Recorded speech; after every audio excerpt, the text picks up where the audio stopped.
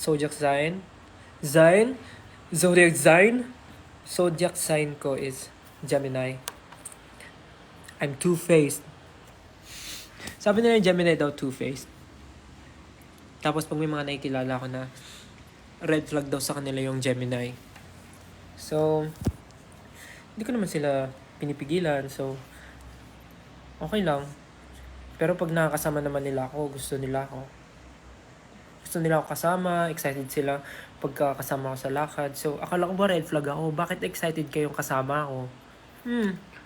Hinahanan yung mga Gemini, hindi nyo pa nga na-experience.